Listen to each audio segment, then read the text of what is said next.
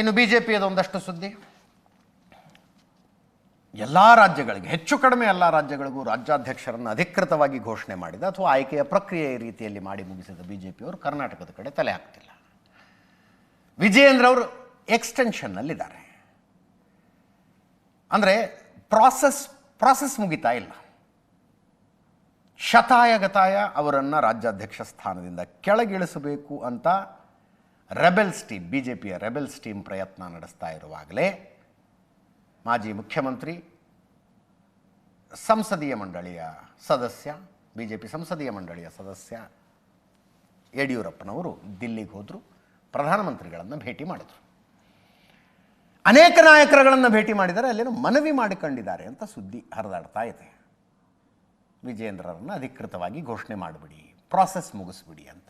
ನಿನ್ನೆ ಸಂಸದೀಯ ಮಂಡಳಿಯ ಸಭೆ ಇತ್ತು ದಿಲ್ಲಿಯಲ್ಲಿ. ಸದಸ್ಯರಾದ ಕಾರಣಕ್ಕಾಗಿ ಅವರು ಹೋಗಿದ್ದರು. ಪ್ರಧಾನಿ ನರೇಂದ್ರ ಮೋದಿ ಅವರನ್ನು ಭೇಟಿಯಾದರು. ರಾಜ್ಯಾಧ್ಯಕ್ಷ ಸ್ಥಾನದ ವಿಷಯ ಚರ್ಚೆಗೆ ಬಂತು ಅಂತಾರೆ.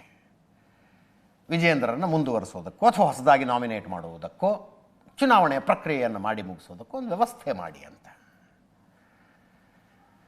ಈ ಸುದ್ದಿ ತಿಳಿದ ನಂತರ ರೆಬೆಲ್ಸ್ ಟೀಮ್ ಆಕ್ಟಿವ್ ಆಗಿದ್ದಾರೆ.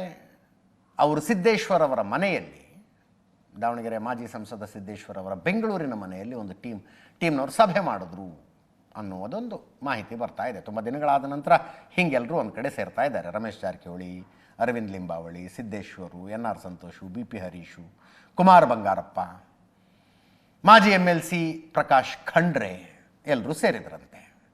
ಇನ್ನು ವಿಜೇಂದ್ರರ ಕಟ್ಟರ್ ಬೆಂಬಲಿಗ ರೇಣುಕಾಚಾರ್ಯ ಅವರು 2028ರಲ್ಲಿ ಬಿಜೆಪಿನ ಕರ್ನಾಟಕದಲ್ಲಿ ಅಧಿಕಾರಕ್ಕೆ ತರೋದಕ್ಕೆ ವಿಜೇಂದ್ರರವರನ್ನು ರಾಜ್ಯಾಧ್ಯಕ್ಷರನ್ನಾಗಿಸಿದ್ದಾರೆ. ಮುಂದೆ ಕೂಡ ಅವರು ಮುಂದುವರಿತಾರೆ ಅಂದರು. ಬೇಳೂರು ಗೋಪಾಲಕೃಷ್ಣ, ಕಾಂಗ್ರೆಸ್ಸಿನ ಶಾಸಕರು, ನೀವು ಕ್ರಾಂತಿ ನವೆಂಬರ್ ಕ್ರಾಂತಿ, ಆ ಕ್ರಾಂತಿ ಈ ಕ್ರಾಂತಿ ಅಂತ ಕಾಂಗ್ರೆಸ್ ಕಡೆ ನೋಡ್ತಾ ಇದ್ದೀರಿ, ಇಲ್ಲಿ BJPಲಾಗತ್ತೆ ನೋಡ್ತಾ ಇರಿ ಕ್ರಾಂತಿ ಅಂದರು. ಯಡಿಯೂರಪ್ಪ ಮತ್ತು ಅವರ ಮಕ್ಕಳನ್ನು BJPಯಿಂದ ತೆಗೆಯೋದಕ್ಕೆ ಅವರ ಪಕ್ಷದೊಳಗೆ ಷಡ್ಯಂತ್ರ ನಡೀತಿದೆ ಅಂತ ಕೇಳಿಸ್ಕೊಳ್ಳಿ. ಅದನ್ನ 2028 ಭಾರತೀಯ ಜನತಾ ಪಾರ್ಟಿ ರಾಜ್ಯದಲ್ಲಿ ವಿಧಾನಸಭೆ ಚುನಾವಣೆಗೆ ಅಧಿಕಾರಕ್ಕೆ ಬರಬೇಕು. ನೋಡಿ, ವಿಜಯೇಂದ್ರ ರಾಜ್ಯದ ಅಧ್ಯಕ್ಷರಾಗಿ, ಸನ್ಮಾನ್ಯ ಯಡಿಯೂರಪ್ಪನವರು ಯಾವ ರೀತಿ ಮಾಸ್ ಲೀಡರ್, ರಾಜ್ಯದ ಉದ್ದಗಲಕ್ಕೆ ದಕ್ಷಿಣ ಭಾರತದಲ್ಲಿ ಕರ್ನಾಟಕ ಹೆಬ್ಬಾಗಿಲು ಸಂಘಟನೆ ಮಾಡಿ ಅಧಿಕಾರಕ್ಕೆ ತಂದರು. ವಿಜಯೇಂದ್ರ ಪಕ್ಷವನ್ನು ಬಲಪಡಿಸ್ತಾರೆ. ಆ ವಿಶ್ವಾಸದಿಂದ ರಾಜ್ಯದ ಅಧ್ಯಕ್ಷ ಮಾಡಿದರೆ ಮುಂದುವರಿತಂತ ವಿಶ್ವಾಸ ನನಗಿದೆ. ಆಗುತ್ತೆ, ಬಿಜೆಪಿಯಲ್ಲೂ ಆಗುತ್ತೆ. ಬಿಜೆಪಿಯಲ್ಲೂ ಯಡಿಯೂರಪ್ಪನ ಮಕ್ಕಳ ಕುಟುಂಬವನ್ನು ಅವ್ರಿಗೆ ತೆಗಿಬೇಕು ಅನ್ನೋದು ಬಿಜೆಪಿಯ ಬಹಳಷ್ಟು ಜನರಲ್ಲಿದೆ.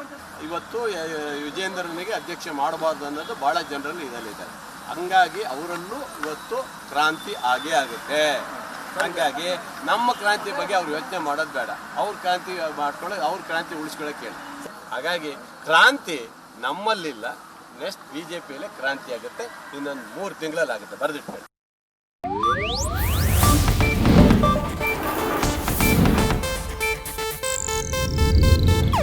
ಇದು ಏಷ್ಯಾನೆಟ್ ನ್ಯೂಸ್ ನೆಟ್ವರ್ಕ್ ಪ್ರಸ್ತುತಿ.